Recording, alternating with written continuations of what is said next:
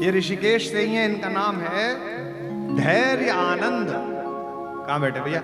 ये जो भी है इसका मतलब स्वयं ही आध्यात्मिक रुचि के व्यक्ति हैं, नाम ही इन्होंने धैर्य आनंद लिखा है। मनुष्य के भीतर सबसे बड़ा दुर्गुण क्या है जिससे बचने का प्रयास सबसे पहले करना चाहिए? मनुष्य क्या है? मनुष्य पशु और ईश्वर के बीच की यात्रा का प्राणी है मनुष्य, और उसे ईश्वरत्व की तरफ जाना है। अवतार शब्द क्या है? संस्कृत के यहां विद्वान बैठे होंगे, आचार्य लोग बैठे हुए हैं। संस्कृत में अवतरणिका कहते हैं सीढ़ी को। भगवान जिस स्वरूप में ऊपर से नीचे तक उतर के आता है उस स्वरूप को अवतार कहते हैं, अवतरणिका। हम पशु से चले थे और हमें ईश्वर के प्रति पहुंचना है, ईश्वर तक पहुंचना है। तो पशुता के जितने भी दुर्गुण हैं वो हमारे साथ यात्रा करते हैं, इसीलिए हम कई बार एकांत में पशु हो जाते हैं। पशु भी जितना पशु नहीं है उतने हम पशु हैं, क्योंकि हमसे सामाजिक शिष्टाचार की अपेक्षा रखी जाती है। जैसे आप जंगल में रहने वाले किसी भी जानवर को उसका भोजन हो जाने के बाद हत्या करते हुए नहीं देखेंगे। शेर अपना पेट भर लेगा या कार्बेट में राजा जी पार्क में, उसके बाद मुंह के आगे से हिरन निकल जाएगा, मारेगा नहीं। वो पशु है, तथाकथित रूप से जंगली है। और हम और तुम मनुष्य हैं, भर पेट खाना खा लिया, इसके बाद थोड़ी देर बाद पत्नी ऐसी कोई स्वादिष्ट डिश लाई जो आपको पसंद है तो उसे भी खा गए। फिर बाहर निकले घूमने के लिए, आइसक्रीम मिल गई, उसे भी खा गए, खाए जा रहे हैं। इसीलिए हमारे संपर्क में जितने पशु पलते हैं, कुत्ते जो हमारे घर में पलते हैं वो लालची हैं। जैसे ही आप खाना खाना शुरू करते हो वो कुत्ता आ जाता है, उसको समझाना पड़ता है, नहीं बेटा ऐसे नहीं करते, उसकी मां समझाती रहती है। लेकिन जंगल का जो कुत्ता है वो पेट भरने के बाद प्रयास नहीं करेगा, क्योंकि इस कुत्ते को जो मनुष्यों के साथ रह रहा है इसे मनुष्यों ने जंगली बना दिया। ये तो अच्छा खासा वहां था बेचारा। तो पशु और मनुष्य के बीच की यात्रा, इसमें सबसे बड़ा दुर्गुण धैर्य आनंद, जिससे तुम्हें बचना चाहिए, तभी तुम्हें धैर्य प्राप्त होगा, आनंद प्राप्त होगा, वो है लोभ। अपने नाम को ठीक से समझो, तुम्हारा नाम ही उत्तर है, क्योंकि धैर्य ही आनंद का आगमन सुनिश्चित करता है। धैर्य छूट जाता है। लोभ बहुत बड़ा, लोभ बहुत बड़ी दलदल है। सच्चा पहली आवाज अंदर से आती है आत्मा की। हम जैसे उसे सुनना शुरू करते हैं, दो वकील आ जाते हैं बात करने के लिए। एक का नाम है मस्तिष्क और एक का नाम है मन। दोनों ज्ञान देना शुरू कर देते हैं, भाई साहब क्या रखा है, ले लो। अरे भाई साहब, एक हमारे यहां कथा है किराता अर्जुनियम। एक राजा था, बड़ा प्रजावत्सल, प्रजा का बहुत ध्यान रखने वाला, बहुत अच्छा, साधु संतों की सेवा करने वाला। एक दिन उसने बाहर शोर सुना, देखा कि एक क्रोधित मुनि गालियां बक रहा है राजा के दरवाजे पर। नाश्ता इस राजा का, क्या दुष्ट प्रजा पैदा की है, नास्तिक लोग भर रखे हैं, अधर्मी लोग। राजा बाहर भागा। राजा ने कहा, महाराज इतने नाराज क्यों रहे हो, क्या अपराध हो गया? बोले, मैं तेरे राज्य में विश्राम करना चाहता था और मैंने चौराहे पे घोषणा की, दो आस्तिक भी नहीं आए ये कहने के लिए कि महाराज मेरा रुक जाओ। राजा ने कहा, अरे क्षमा करिए प्रजा को, आपका सेवक हाजिर है, आप मेरे राजभवन में चलिए। बोलो, अच्छा तेरे राजभवन में जहां घोड़े बनते हैं, जहां चपरासी रहते हैं, वहां रहूं और तू उसमें रहे अपने कक्ष में? राजा ने कहा, नहीं महाराज, मेरे कक्ष में आप निवास करिए। अच्छा, तेरे कक्ष में मैं जमीन पे सोऊं, तू शैया पे सोए चंदन की? नहीं महाराज, आप मेरी शैया पे सोइए। साधु अंदर चला गया। राजा बहुत अच्छा था, राजा ने कहा इस शैया पे सोइए। राजा नीचे सो गया। सुबह साधु के उठने से पहले खड़ा हूं, ठीक रख दे। साधु स्नान करने के लिए जाए तो उनका कॉपिन धो के टांग दे राजा। सेवक से काम नहीं कराया। 1-1.5 महीने साधु ने सोचा, मैं देखता हूं ये कब ऊबता है मुझसे, मैं तो थका दूंगा। राजा 45 दिन बाद भी उसी चेष्टा के साथ सेवा में लगा। अच्छा राजा था। 45 दिन बीतने के बाद साधु ने कहा कि भाई मैं तो मुक्त हो गया तुझसे, क्या आदमी है तू, मेरी तो गलत धारणा थी बेटा, अब मैं जंगल जा रहा हूं। राजा ने कहा, अरे महाराज रुकिए, अभी सेवा का अवसर कहां दिया, 1-2 वर्ष तो रुकिए, इस पापी को अपनी सेवा का अवसर दीजिए। बोले, नहीं मैं जंगल जा रहा हूं। अच्छा सुन, यहां साधु ने अपने उत्तरीय में लिपटी हुई एक सरकंडे की नोक निकाली और बोले, मुंह खोल, अपनी जिब्या बाहर निकाल।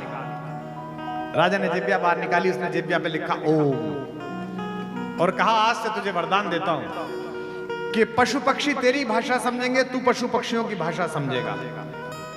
पर यह बात किसी को पता लग गई तो यह सिद्धि चली जाएगी, किसी को पता नहीं चलने से। उसने कहा अब जो आज्ञा प्रभु। उसने रानी को भी नहीं बताई। पशु पक्षी क्या बात कर रहे हैं, घोड़ा क्या बात कर रहा है, राजा पहचान लेता था। एक दिन संध्या के समय राजा अपने महल के ऊपरी हिस्से में हाथ में सुरा का पात्र लिए घूम रहा था। किले के चारों तरफ एक नाला था, जैसे किले की रक्षा में होता है। वहां पूरे किले का गंदगी जहां आकर पड़ती थी, मलमूत्र, वहां सुअर रहते थे। वराह सुअरों में शोर मचा, चिंगाड़ने लगे सुअर, झगड़ा हो गया। तो राजा ने झांक के देखा तो जो सुअरों का सरदार था वो अपनी पत्नी से लड़ रहा था। उसकी पत्नी थोड़ा लेट आई थी रात्रि में। वो कह रही थी मैं रास्ते में फंस गई थी, वहां कीचड़ ज्यादा थी, वहां भंवर ज्यादा था। तो सुअरों का सरदार बोला मैं सब जानता हूं तेरा प्रेमी कौन है, और मुझे पता है तू लेट क्यों आई है। मैं इस राजा की तरह बावला थोड़ी हूं, कुछ पता ही नहीं है इसको, मूर्ख को। अब जब ये सारा संवाद समाप्त हो गया तो राजा ने नीचे मुड़ के कहा कि हे वराह अवतार, आपके दाम्पत्य जीवन में खलल डालने के लिए मैं क्षमा चाहता हूं। यह आपकी निजी बातचीत थी, पर आपने अपनी श्रीमती जी के साथ झगड़ा करते समय मुझे क्यों गाली दी? तो सुअर ने कहा अच्छा तू मेरी भाषा जानता है?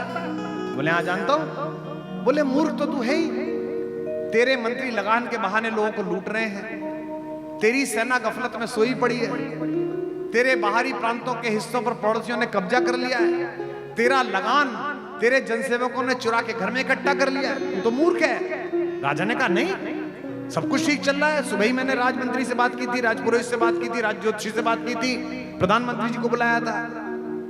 उसने कहा जाके पता कर। बाहर बिना पता किया राजा ने बाहर घूमते हुए एक सामान्य मनुष्य को अंदर बुलवाया, पकड़ के उसको अंदर बिठाया, उसके कपड़े पहने, पिछले रास्ते से घूमने गया तो देखा कि राज्य में आग लगी पड़ी है।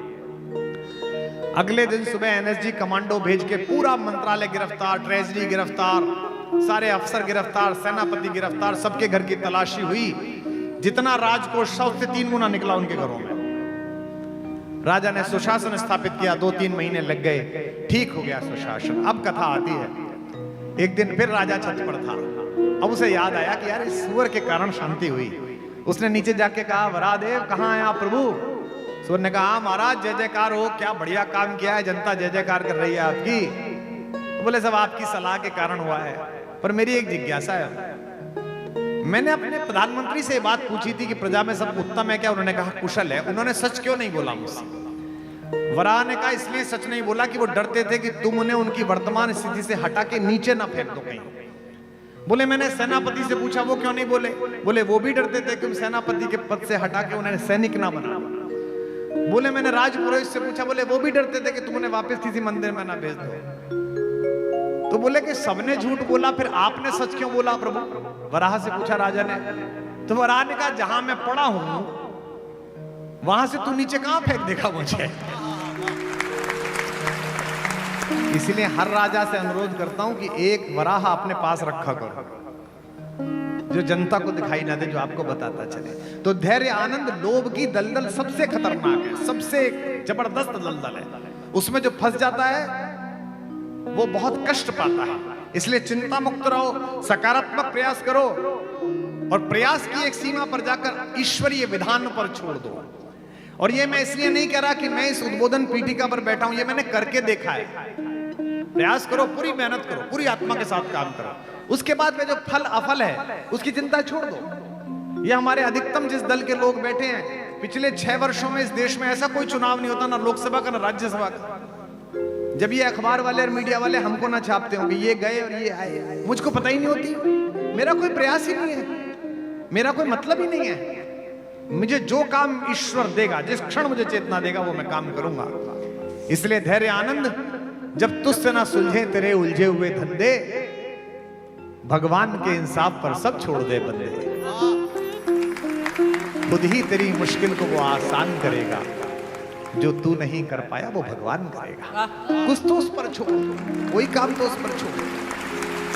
द्वारिकाधीश भगवान श्री कृष्ण द्वारिका में संध्या का भोजन कर रहे थे। माता रुक्मणी भोजन करा रही थी, परिचारिकाएं खड़ी थी। पहला टुकड़ा जैसे ही मुंह में जाने को हुआ, अचानक टुकड़ा थाली में वापस फेंका और द्वार की तरफ दौड़े। एक तरफ उत्तरी है, एक तरफ मुकुट, भागे पागलों की तरह, पीछे जनता भागी, महारानी भागी, उद्विग्न होकर बेचैन होकर भागे और द्वार पर जाकर बहुत शांत होकर वापस आ गए और फिर भोजन करने बैठ गए। महारानी ने पूछा कि नाथ क्या हुआ, अचानक क्यों? बोले वो वृंदावन से मेरा एक पागल, एक दीवाना, एक तारा लेके गाता हुआ मुझे ढूंढने आया था द्वारिका।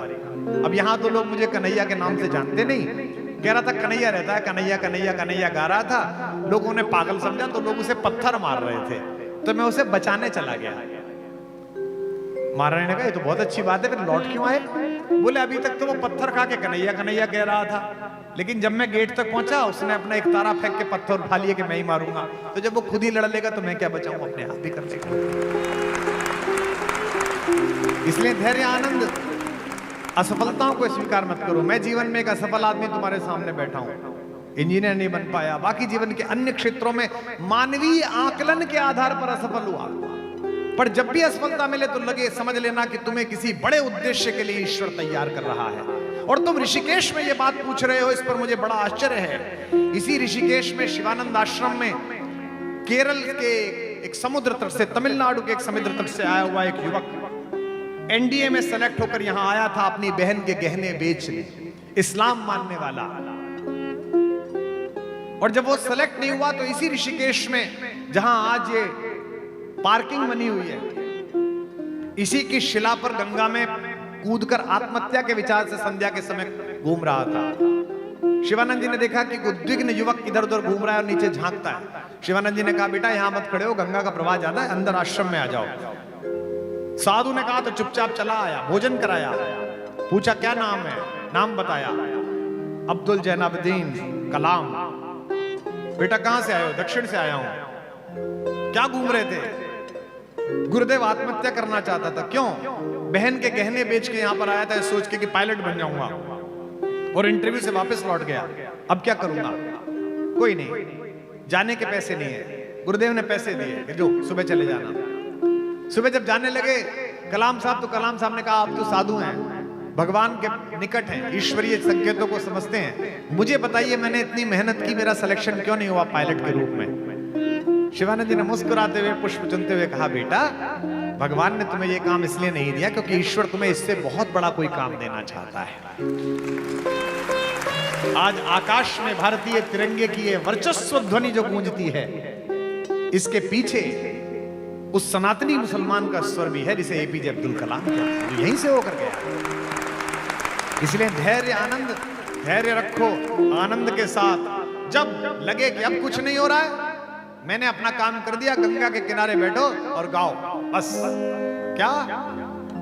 हमारे साथ जब रघुनाथ तो किस बात की चिंता, हमारे साथ जब रघुनाथ तो किस बात की चिंता, हमारे साथ जब रघुनाथ तो किस बात की चिंता, हमारे